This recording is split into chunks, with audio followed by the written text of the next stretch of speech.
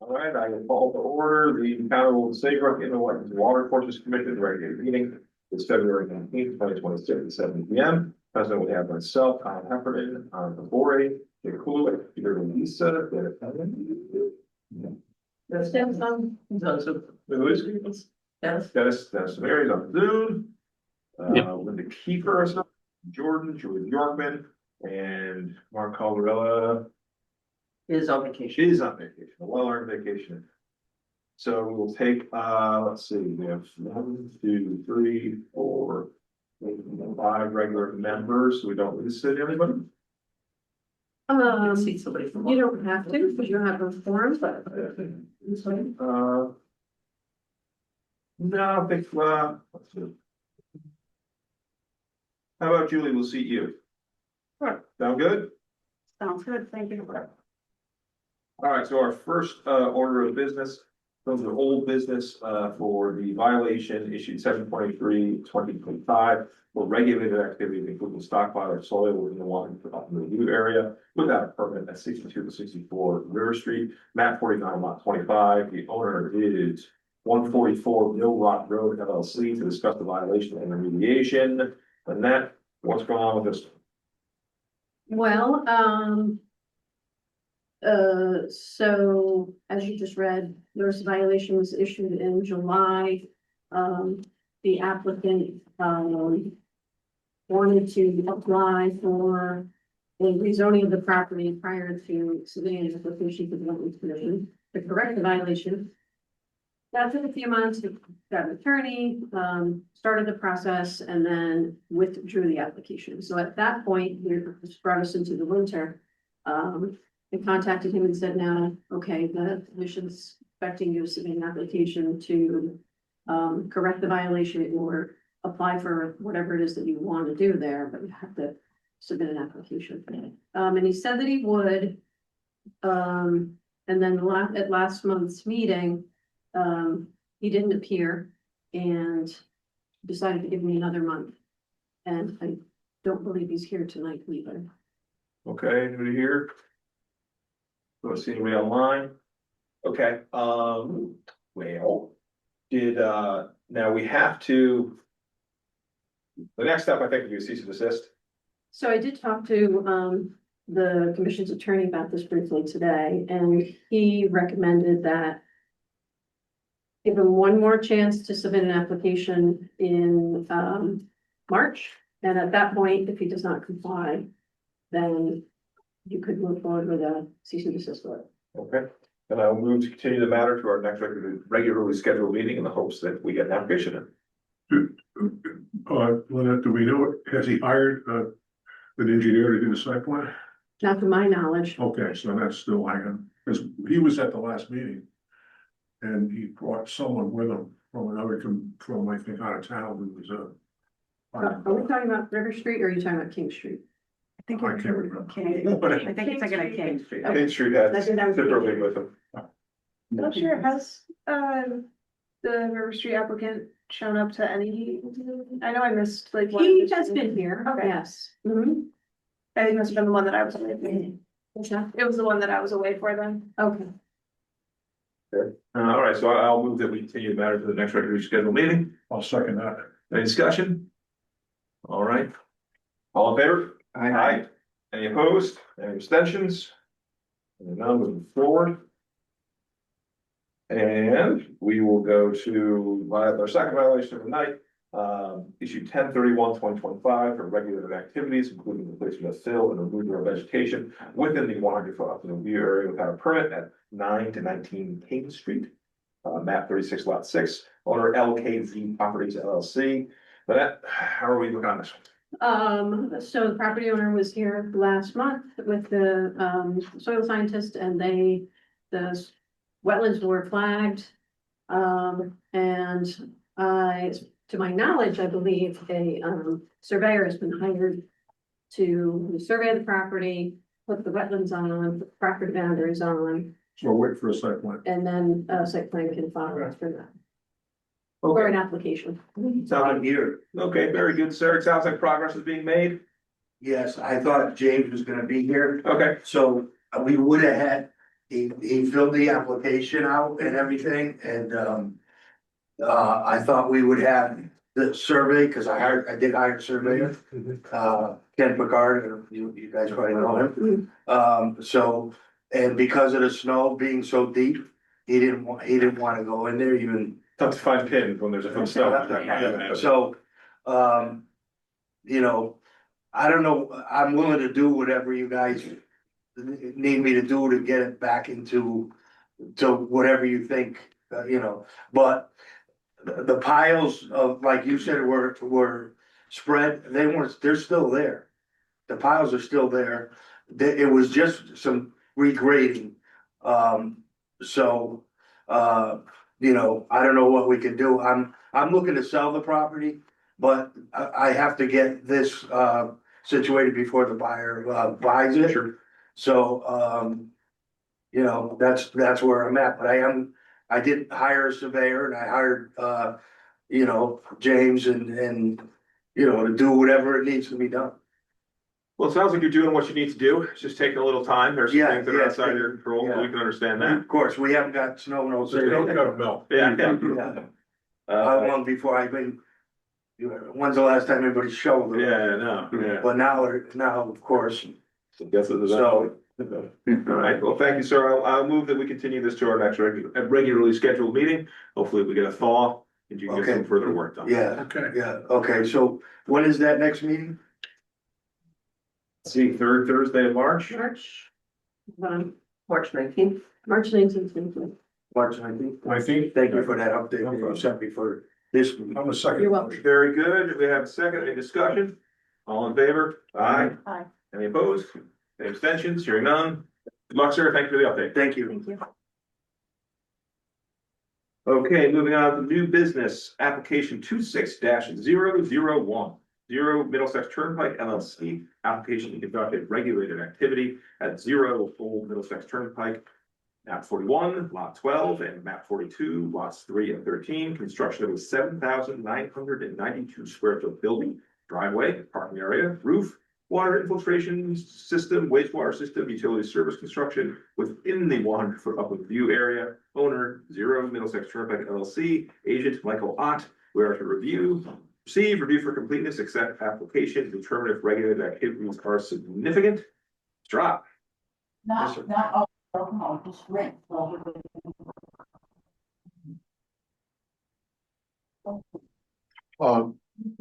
Just, for the record, Mike Odd, licensed professional engineer and land surveyor with, Summer Hill Civil Engineers in Madison. Susan Fields is here, today. Fields. She is the landscape design for the project. I don't think we have anyone else online. I don't think. Yeah, that's good. So this is, I apologize, I just came from another meeting, so I don't have a board or anything, but I know I dropped off plans, so I know you should all have them. This is, 0 Old Middlesex Turnpike, as the chairman said. This was just a little bit of brief history. We submitted an application a couple of years ago. The same applicant, the application was for, outdoor storage in a smaller building than is proposed today. I think it was 60 by 40, if I remember right. And it was on the southern end of the site. And that application was approved by this commission. We submitted an application to the zoning commission right afterwards, but before the zoning commission process started, there was a violation of the inland wetland regulations, as some of you were hearing. So we withdrew the zoning application and worked through, as some of you will remember, the process of straightening out the wetland violation. And as part of that, as part of the restoration plan, there was an extensive landscaping plan. If you remember, there was some pretty significant sized trees that were planted, and quite a few of them. The existing conditions plan for this application is based on the as-built plan that the land surveyor did of all the trees that went in as part of that restoration plan, that wetland restoration plan. So the trees that are shown on this plan are the trees that are out there today. They didn't locate all the shrub plant materials, but they located all the trees. So this application is, and I believe, correct me if I'm wrong, I can't remember, is that wetland violation completely closed out except for the long-term monitoring at this Yes. point? So this application is to construct a pre-engineered metal building, a one-story long rectangular building, much larger than the building that was approved under the very first application. And it will, its use is allowed under the zoning regulations. It's a permitted use in the zoning district that it's in. It's, warehouse and storage and contractor space. If you look at the architectural drawings, it's divided up into 6 usable units. It could be, I'm sure you're all familiar with these type of facilities, but it could be people that might use a unit, might be, for instance, a small landscape company that might keep their truck and trailer and mowers, and it could be a wood shop. It could be somebody that does millwork or does finished coat cabinet or something like that. Could be a variety of uses. It could be somebody who just wants to rent a space to store their cars. Could be anything like that.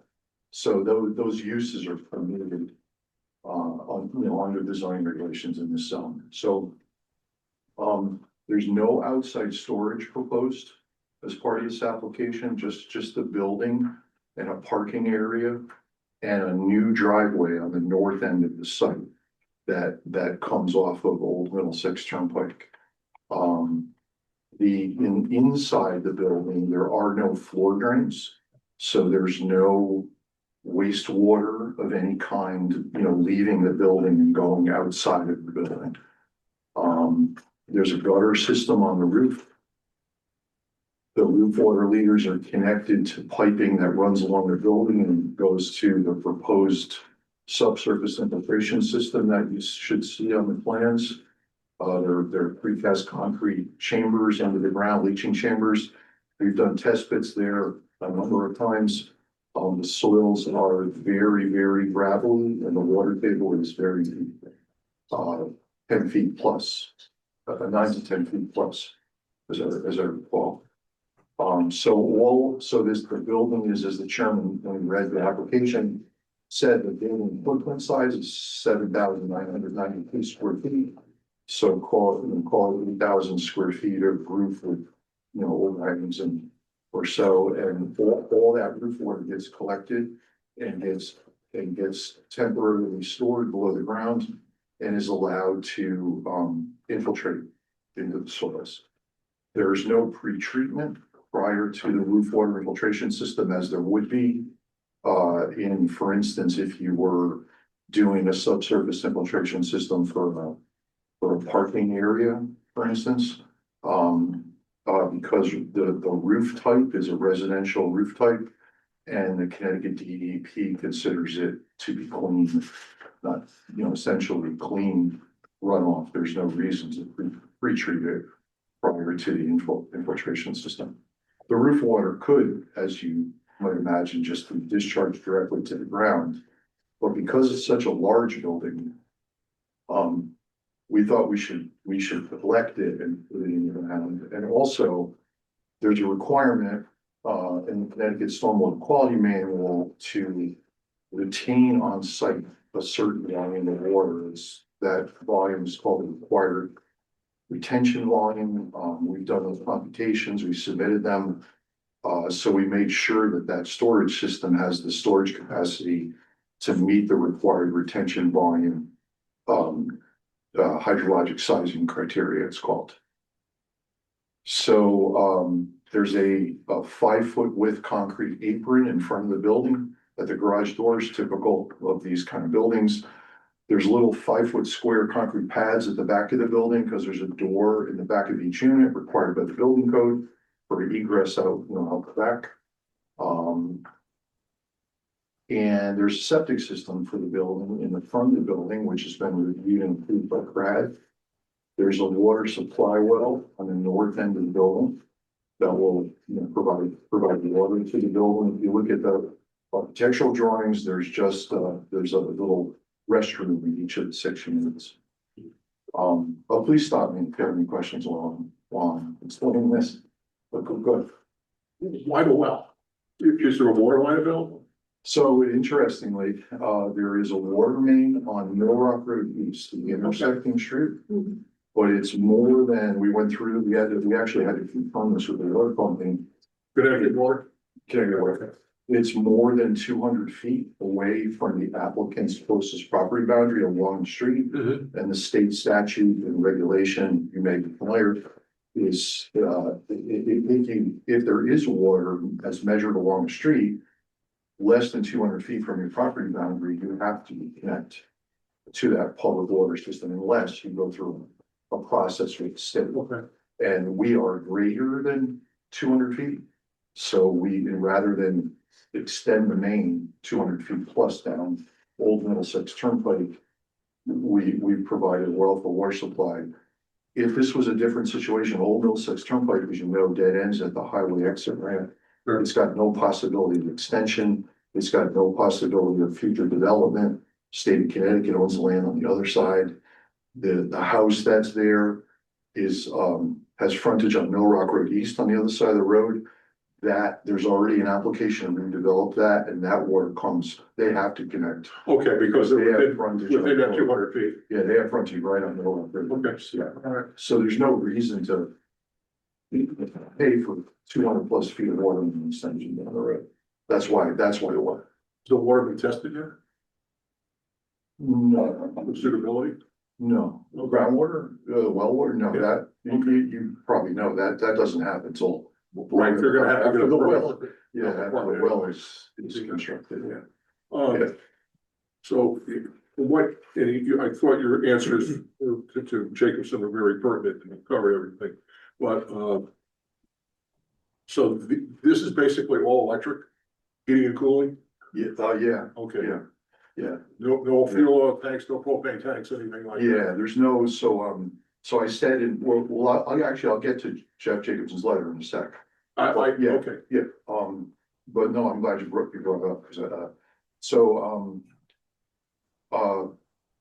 you may not recall this, but the very first application, if we were to go back and look at it, I had stood before the commission and said, we're holding a 50-foot offset from the wetland boundary, and I drew that 50-foot offset, and I drew the sedimentation control barrier along the 50 feet.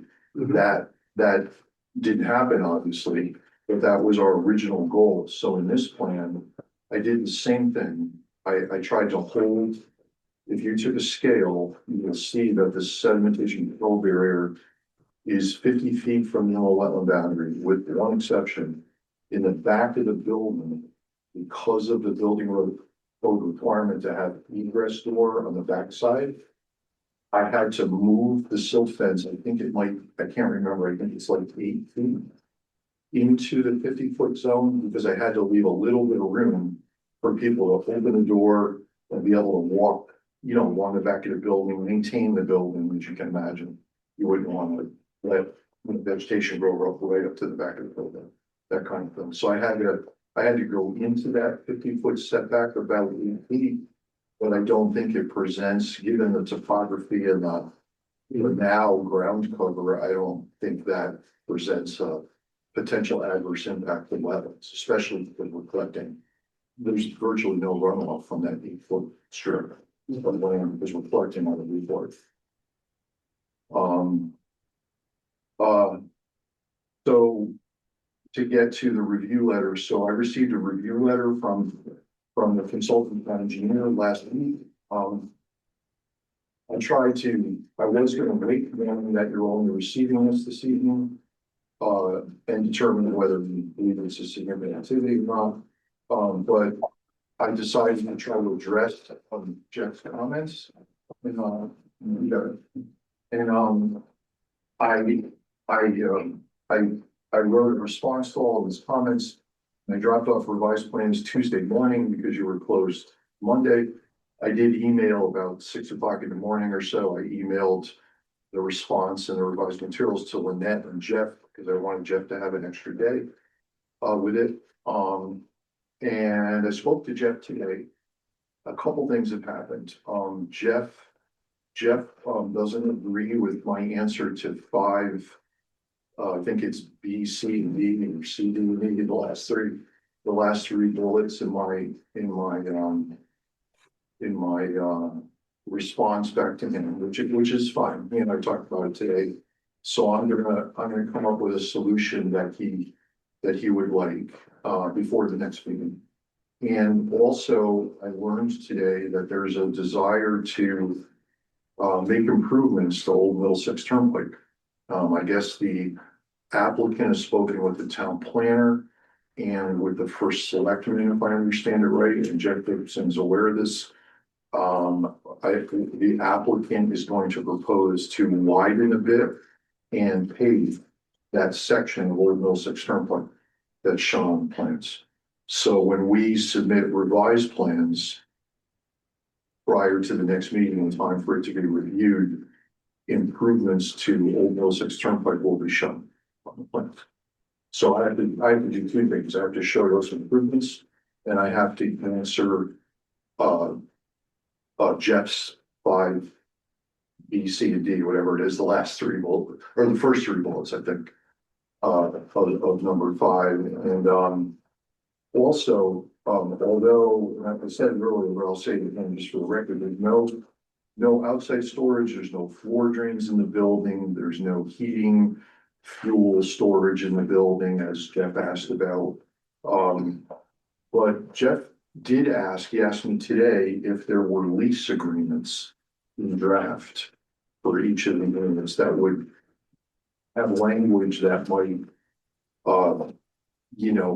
control the uses in the building and materials that are stored in the building. And they don't exist now, but I've asked the attorney for the applicant to draft those. So we'll get you those also. If we act in positive on this, but you gotta go to zoning anyway, right? Oh, yeah. Yeah, and zoning is gonna have questions like that too, Oh, yeah. about the use of the building. Yeah. Who's gonna do who's gonna design the improvements to, the road? Is that determined yet? You're gonna do it? Yeah. Okay. Yeah, it's not, I don't know if you know, I used to be the town engineer here. Sure. Was a town engineer in Madison, so I do. No burn drain, just surface runoff? No, just widening and redoing. Graded, okay. We're gonna do a couple, I already talked to Jeff about, we're gonna do a couple test bits. Yeah, We're gonna see what's under there for base. And then we're gonna come up with a new section, pavement section, okay. widen it a little bit, cross slope it for the sort of the west, I think it is.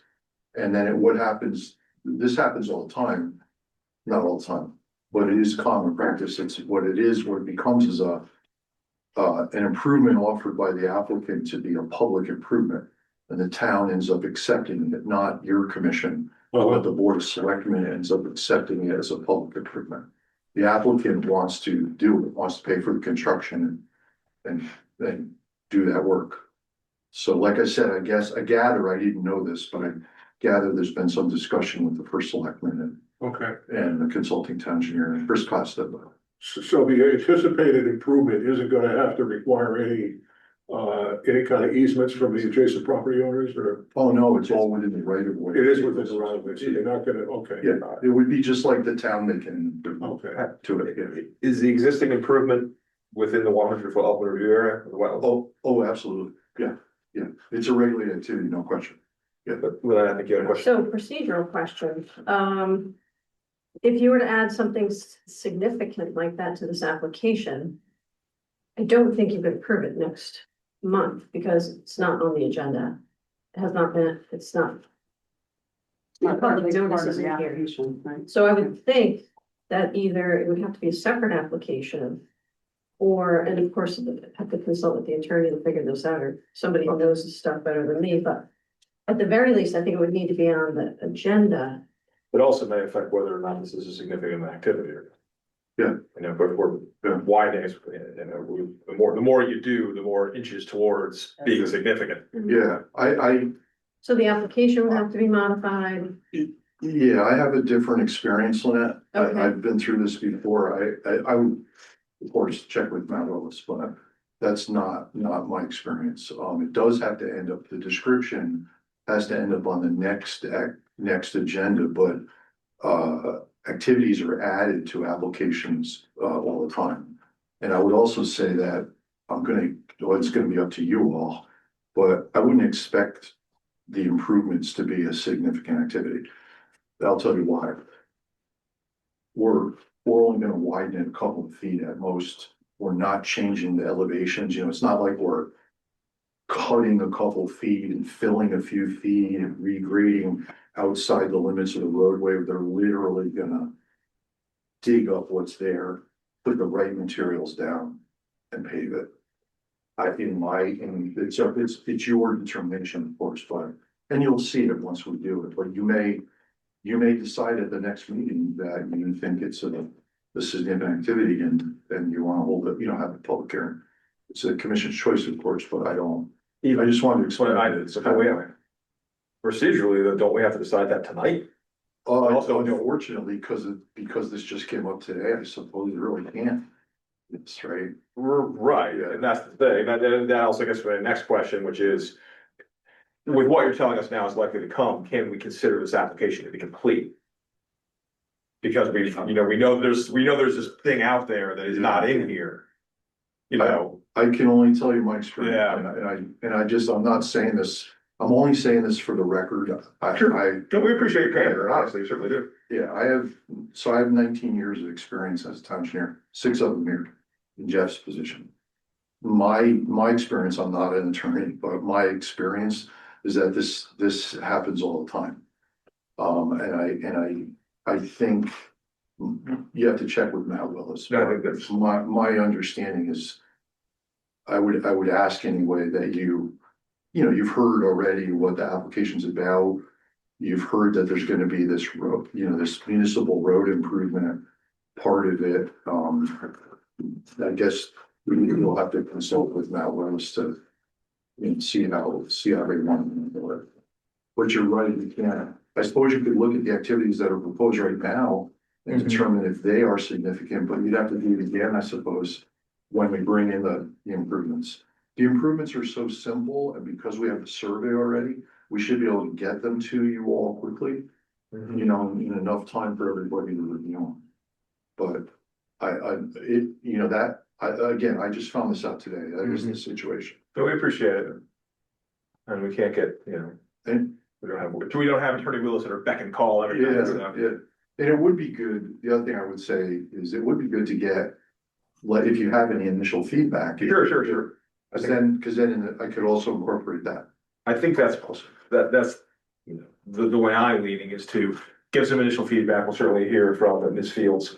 And we can sort of get a full lay of the land on this absent that improvement, then probably continue the matter, we're in anticipation of another application or amended application coming in. I have one question. Sure, go So ahead. do you expect that the road improvement and the development of these, commercial space in the building, talking about temporally going on about the same time? Oh, I would think, yeah. I mean, you're gonna, Yeah. okay. Yeah. So the significance of that is that it's all, a great deal of it is within the 100-foot upland area, so it means a little more construction activity. It makes it certainly, if we think it's significant now, that just makes it a little more significant. Could be. But as long as all the controls are put in. You should also know, it just occurred to me, that road was paved before any of this started. When I very first came to you, the very first time, that road was paved. It was crumbling and it was so overgrown that you couldn't drive down it. But it was paved all the way to the end. And I don't know if you remember this, but part of the violation was they had gone in and kind of ripped up the pavement, the crumbled pavement. So we would be widening it, like I said, just to here and it would have a brand new pavement surface. the existing pavement surface was, you know, very old and crumbling, as I recall. Several years ago. I have a couple questions. Sure, go ahead. So, so the filling that happened, that occurred under a previous violation, and then that's all, Yeah. so they went and filled the whole area, and then Um, that's since corrected?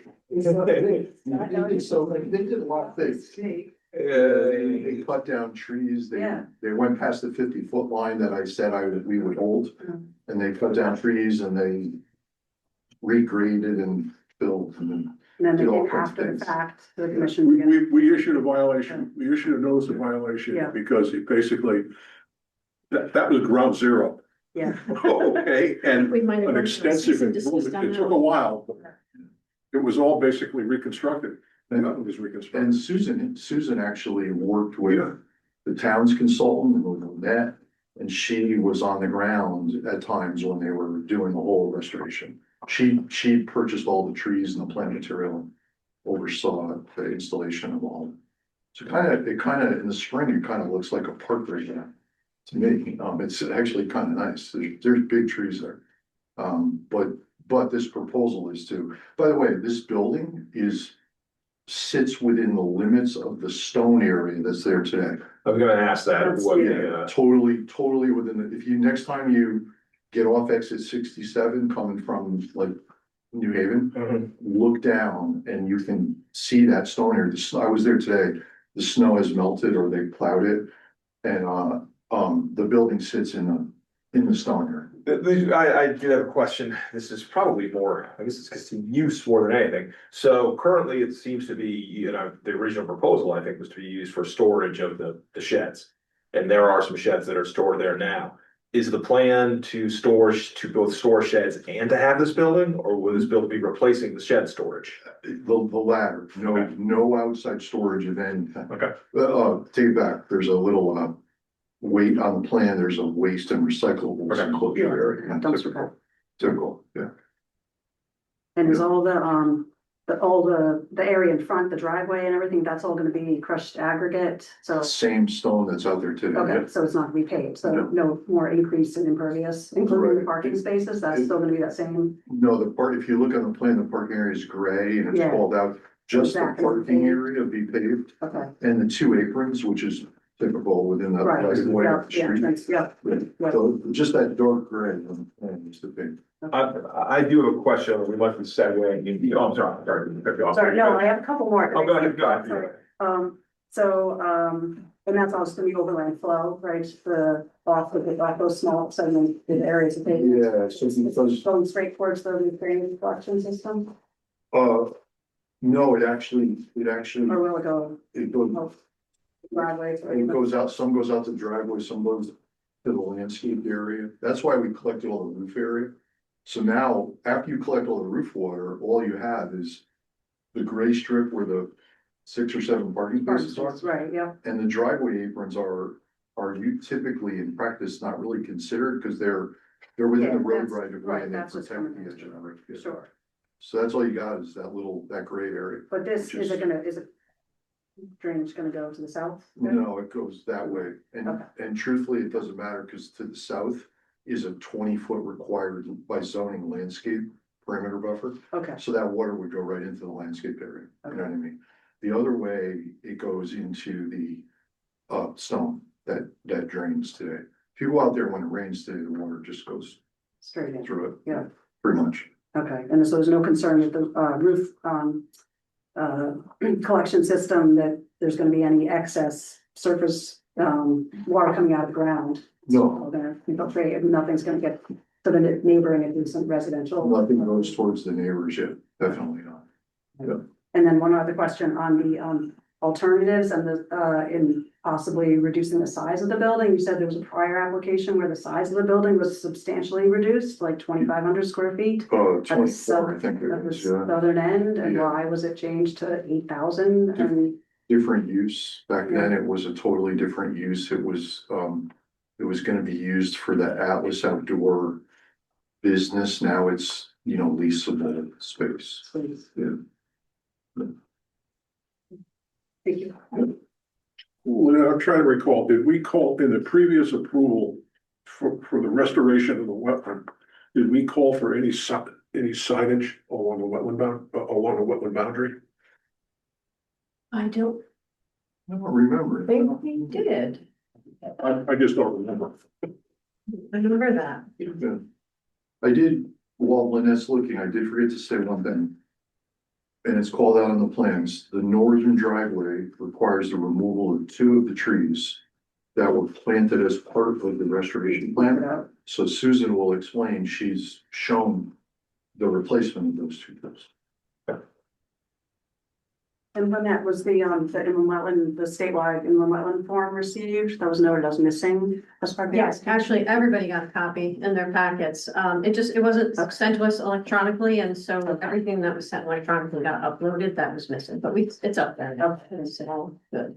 Well, we actually delivered 11 copies that day. Okay. It just, we had trouble with electronic version of it, so I wasn't able to email it to them then. I have a couple questions about, I guess, the south side of the property along the driveway and the parking lot area. On the approved remediation plan, we have 20-foot planting buffer in between where the arborvitaes were, the arborvitae hedge that's we built, and then through the gravel area. That was called 20-foot planting buffer. That may be outside of the review. Oh, well, it's still part of the remediation plan. I'm wondering if, do the parking spots and the dumpster and through the pond where it was approved as a buffer? It doesn't. Hold on, Sue. Hold on 1 second. She wants to answer. Okay. No, if you look at, I was very careful to not, so here's the landscape requirements. The zoning regulations require a 25-foot landscape strip along the front and 20-foot perimeter buffer all the way around. Those 2 things I just mentioned are labeled on the plan. They're labeled on the existing conditions plan and they're labeled on the general plan. And they're also hatched with those closely spaced lines. Okay. And if you look closely, nothing encroaches, the dumpster doesn't encroach into the landscape area, the parking doesn't encroach into it, because it's a zoning regulation, zoning also requires it. Okay. I think what I can kind of see, I'm looking at your plan, you should be able to. See. I think I didn't see the hatch marks. I was looking at the landscape plan that doesn't have those. Yeah, we definitely respect all the required, perimeter buffers and the regs for it. Okay. I think we have a good transition to Ms. Fields for the discussion about the 2 trees that we are just planting and now planting. Yeah, hello everyone. Susan Fields, landscape designer, located 126 Flanders Road, Niantic, Connecticut. If I could share my screen, I want to just show you here we have, and I'm so bad at this, I'm gonna have to get my kid in here again. Share. There. Okay, so this is the original, just so we can see the wetland restoration plan. Are we all looking at the same thing? Yes. Right? Okay, so these trees here are all everything that you see here was planted and installed. Right now, the building is falling into this, if you can see my pointer, into this area. The dumpster lands here.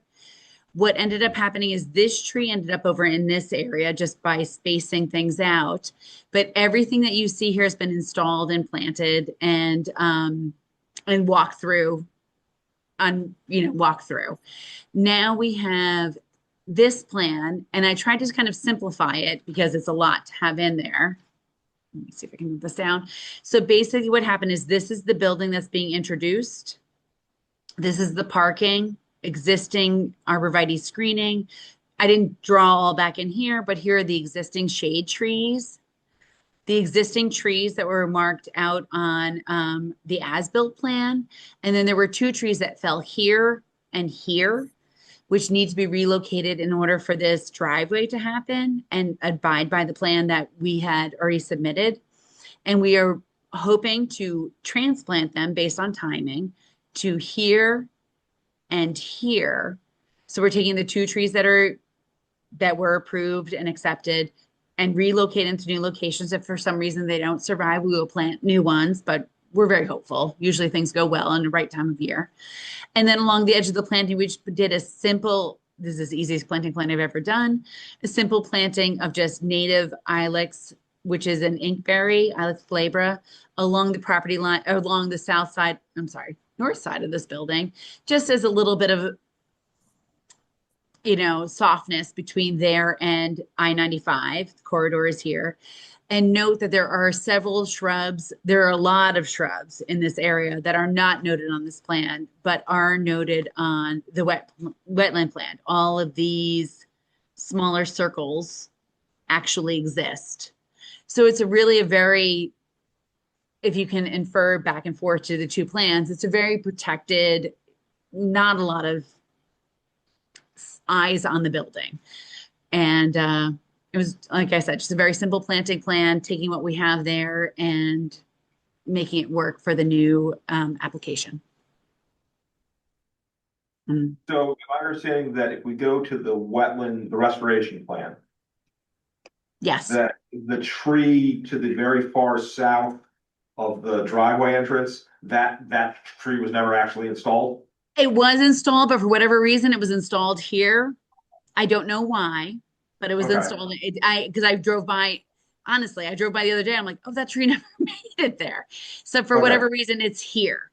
So those are being moved back to here. And then the other one's going to be just north of the building here, which would make, kind of soften that edge facade again. But the same count of trees exists. Okay.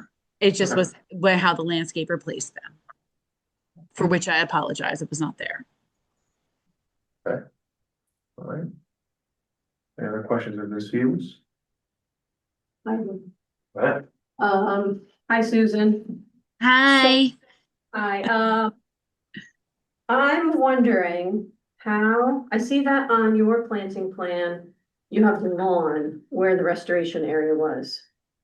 On the original plan, there's lots of shrubs which are gonna be here, but No. that wasn't my impression that restoration area was intended to be lawn. I thought it was, wetland seed mix that was going to be. Do you know what? It's no mow.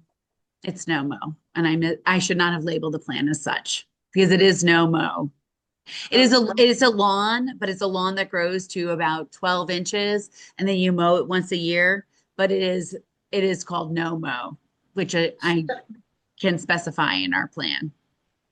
So, and that's different from the seed mix that was put down as No, part of the. so let me go back to here. So there's a seed mix that goes, if you can see my cursor, here is all wetland restoration grass in this non-shaded area.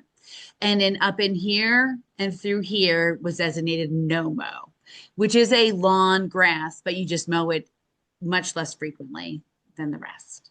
And those are specified on the charts. So there's going to be no mowing. Yeah, there will be infrequent mowing. Because first of all, well, I don't even know that we mowed it at all this past year because there didn't rain. But Right.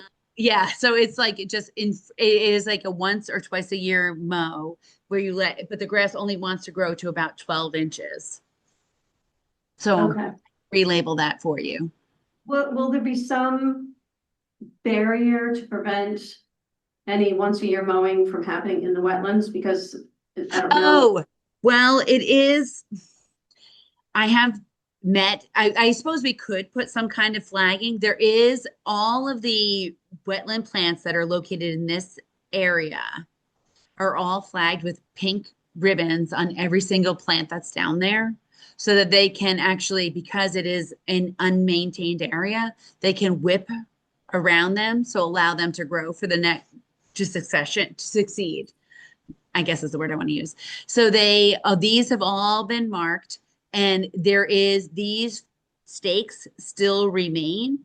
And the people that we have hired know that they cannot cross this barrier because we need this area to be maintained as such. And then north or west of there, in the more grade area, is where you can mow infrequently. Like I said, 2 times a year, potentially, because it is a grass that only wants to grow to a certain height. And is that right up to the wetland boundary? The This, delineation. mowing the and not mowing? delineation goes right here. This is literally the line. So from this line, That's the wetland boundary, I believe. that's the wetland boundary. Everything here, well, first of all, nothing has been seeded in this area because you can't even walk in there. What we actually do is go through a couple times a year and whip around these plants to allow them to succeed because they're all tagged. And then over in this area, we did put some of the mix down. I think because this is more of an area where trees had been felled and needed to be removed. So there was no vegetation to speak of. So what we did was we installed this plant material and we did a certain mix. We did that wetland mix all through here. Not much of the wetland mix in here because you couldn't get in there. And then in here was the no mow mix, this, and then up and through to here. If that makes sense.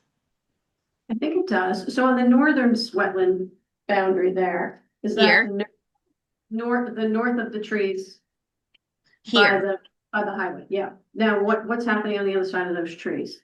we are not allowed to go there, so nothing. Okay. Nothing's happening here. This line is pretty clearly marked and nothing has happened there. And I do speak with the people that maintain the property, including All Habitat and our people that go in and just kind of whip around the trees. So we meet frequently out there to make sure everything is happening appropriately. Okay. Can I ask, what does whip around the trees mean? Is that something different than mowing? It isn't mowing because you don't have a lawnmower. It's a weed whacker. So you just go in, oh, well, like it wouldn't be a weed whacker because it doesn't have a string. It has a blade because what's growing up in there is still invasive. So we're trying to bat that back, which was what was there always. And so what we do is because of these plants that were planted in these areas, the invasives always want to be there. So that's why All Habitat is on board, and that's why we're on board. And to clear and make sure that these plants have the most safe habitat to grow into. Because the other conditions are there, but invasives still always, poison ivy, Virginia creeper, all these things want to come in and take over mugwort. So that's why All Habitat has been there. And that's why we are like kind of clearing a space for these to have breath to grow. I hope that makes sense.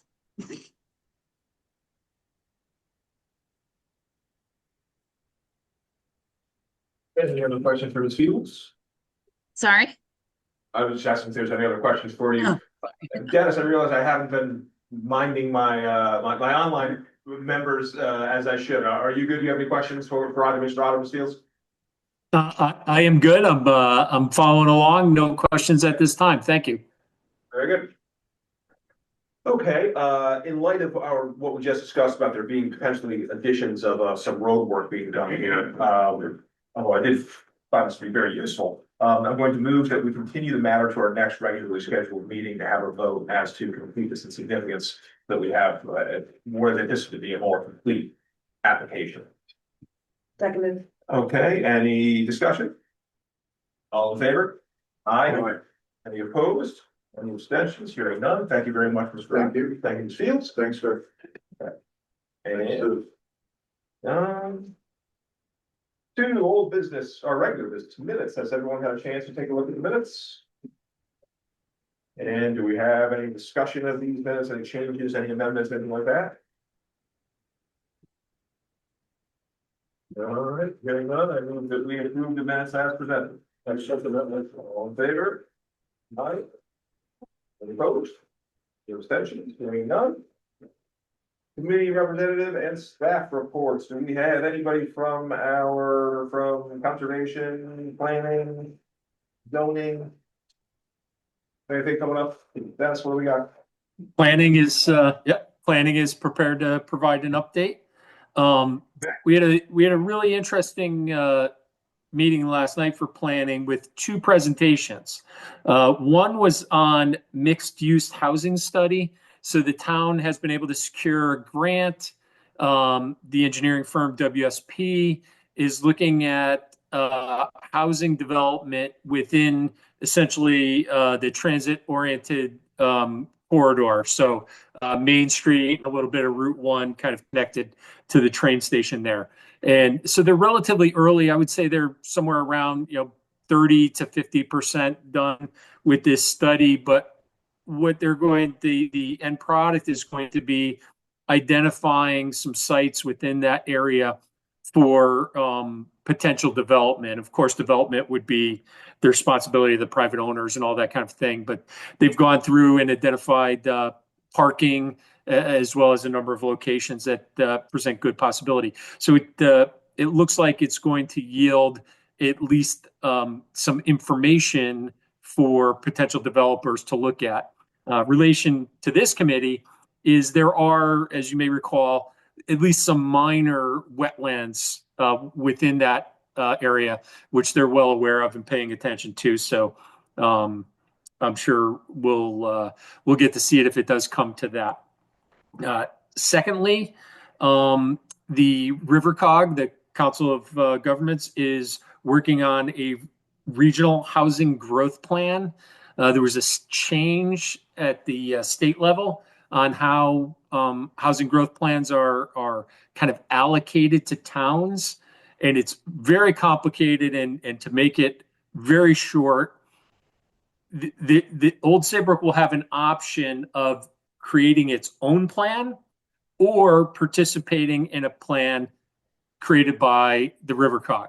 At least in the initial presentation here, the level of work that they do, and in my personal opinion, I'm sure they're going to be well out in front and really knowledgeable about what the big picture for the region will look like relative to this planning process.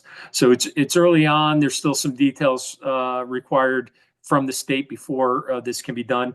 And when that plan is available, I'm sure we'll talk about it a little more. But, that's what I have. So, thank you, Dennis. You're welcome. Anybody else? Conservation Commission is sponsoring for the second time its annual education, environmental awareness at the Vicky Duffy Pavilion, March 28th, 10 to 1. About 24 experts, so to speak, will have tables set up and provide information to the public with a little bit of an accent on things of interest for children as well. But it's to become more environmentally aware as a community with a lot of topics from wind and solar to insulating your house and wildlife and DEP representatives and people from Yukon Extension Service. It's a smorgasbord, but we just are reaching out to the community to try and improve things from an environmental perspective. Right up your alley. Yeah, I was gonna say, if you want a hand, I'll be there. Okay, Where are you advertising?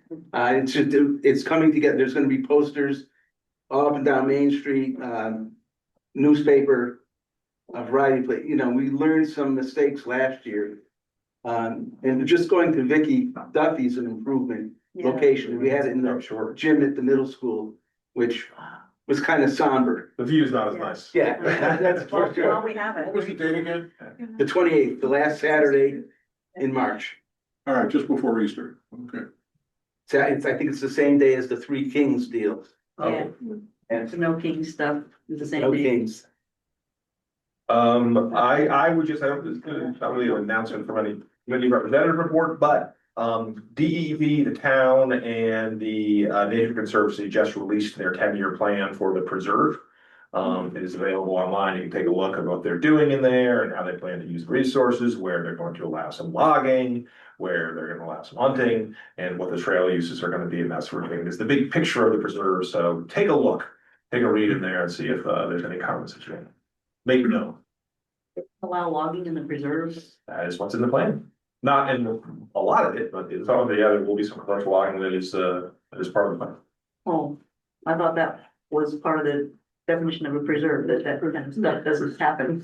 Hey, it's why I bring it up. Take a look, and let people know your thoughts about I think they call it a forest management. it. Sure, yeah, Part of the management. it's part of the, yeah, it's management. But there you go. All right, anything else? Just as a point of information, that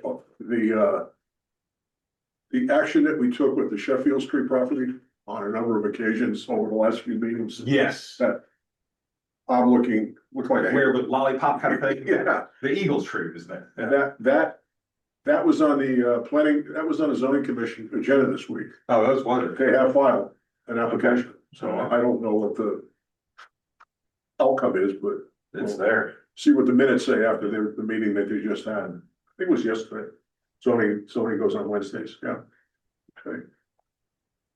Lynette, anything staff wise for us? Just if you haven't already noticed, the town updated the website. I did. Yeah, if anybody's been on there, it's new.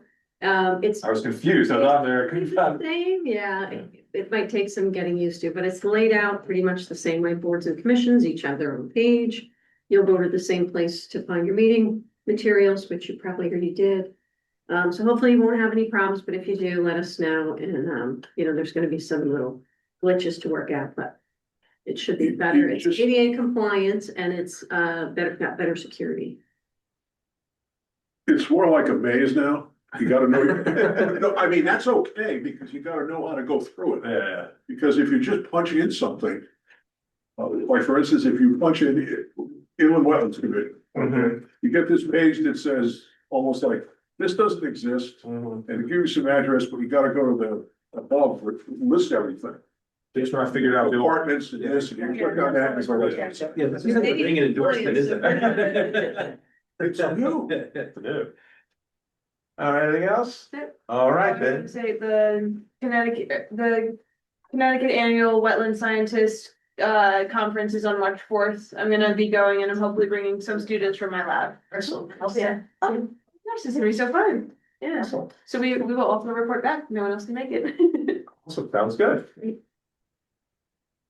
Okay, then, all right, here, if there's nothing else, then I move to adjourn. Second. All in favor? Aye. Thank you, everybody.